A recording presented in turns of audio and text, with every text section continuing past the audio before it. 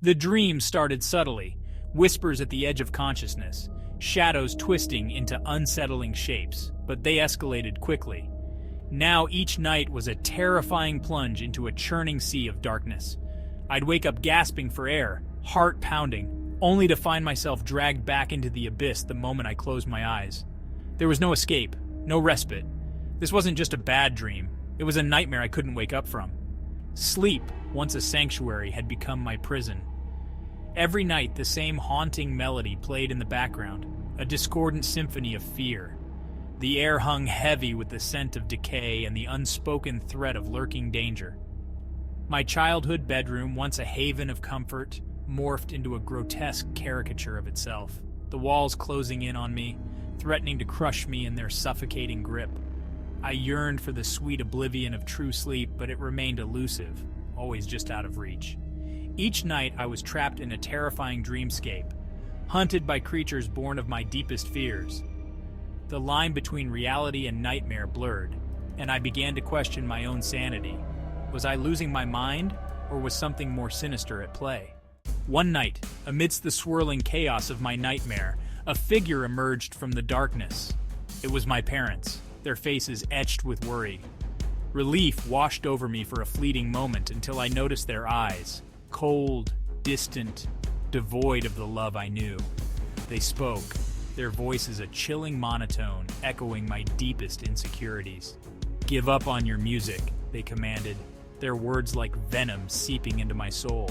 "It's a foolish dream, a waste of your potential." I recoiled from them, my heart heavy with a familiar ache. My parents in the waking world echoed these sentiments. They couldn't understand my passion for music, my yearning to pour my soul into melodies. As their spectral forms berated me, the shadows around us deepened, and the discordant music intensified, reflecting the turmoil within me. Suddenly, another presence made itself known. Two figures, towering and grotesque, materialized from the shadows. They were monstrous in appearance, their bodies a patchwork of mismatched limbs and glowing eyes that pierced through me.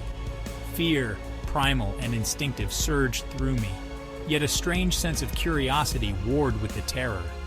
The monstrous beings extended their grotesque hands towards me, their voices surprisingly gentle. "Come with us," they beckoned, their words a stark contrast to their appearance. "We embrace your passion, nurture your dreams. Music is your destiny, not a distraction." The choice was as clear as it was terrifying.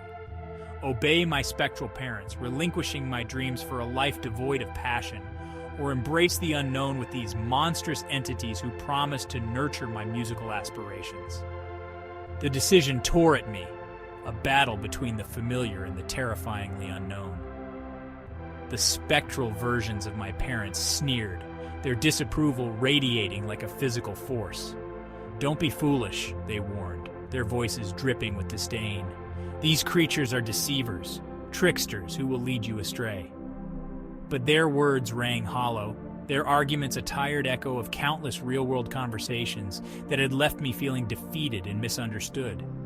The monstrous beings, sensing my hesitation, intensified their efforts. A haunting melody, both beautiful and terrifying, emanated from them, weaving its way into my very being. It spoke of dreams embraced, of passions ignited, of a world where music reigned supreme. For the first time in what felt like an eternity, I felt a glimmer of hope, a flicker of excitement amidst the fear. The music resonated deep within me, awakening a longing I had suppressed for far too long. It was a siren song, alluring and dangerous, promising a freedom I craved. But the fear of the unknown, the uncertainty of what lay ahead, held me back from fully embracing this monstrous promise. Section 4. The Price of Indecision. As the night wore on, the pressure to choose intensified. The discordant symphony reached a fever pitch, the shadows around us swirling with increased agitation. My spectral parents' expressions hardened, their forms flickering with an unstable energy that filled me with dread. They demanded a decision, their patience wearing thin.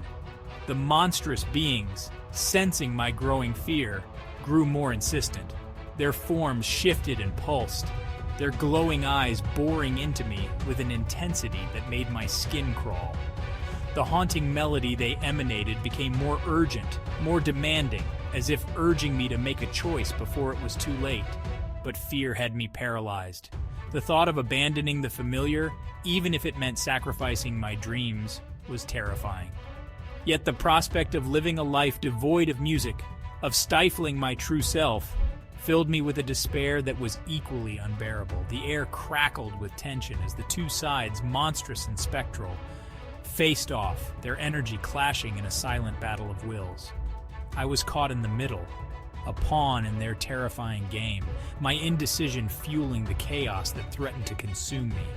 The nightmare, once a swirling vortex of fear, had transformed into a suffocating pressure cooker, the heat of my impending decision threatening to boil over. Section 5. The Beat of Fear. My heart pounded in my chest, a frantic drumbeat against my ribs, mirroring the chaotic rhythm of the nightmare. Each breath I took was shallow and ragged, as if the air itself had become thick with dread. Sweat clung to my skin, cold and clammy, a testament to the terror that gripped me. The spectral forms of my parents flickered violently, their voices distorted and harsh as they issued their final ultimatum. "Choose wisely," they hissed, their words laced with a thinly veiled threat. "The consequences of defiance will be severe."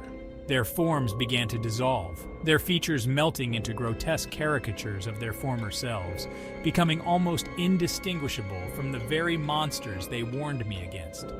The monstrous beings, sensing my terror, leaned in close, their grotesque forms filling my vision. Their scent, once repulsive, now held a strange allure, an intoxicating mix of fear and exhilaration. Their voices, though still unnerving, held a note of urgency, of desperation. "Time is running out," they boomed, their words reverberating through me. "Choose us and embrace your destiny." Their words, though terrifying, held a strange allure, a promise of freedom and fulfillment. I could feel myself being drawn to them, seduced by their haunting melody and the intoxicating possibility of a life lived on my own terms. Section 6. Dawn's Uncertain Embrace. As the first rays of dawn pierced through the darkness, casting long, eerie shadows across my room, the nightmare began to recede. The monstrous beings and the spectral forms of my parents faded into the background, their forms dissolving into wisps of smoke and fading memories. The once deafening symphony of fear softened, replaced by the faintest echo of the haunting melody that had both terrified and enticed me. Exhaustion, both physical and emotional, washed over me, pulling me towards the surface of consciousness.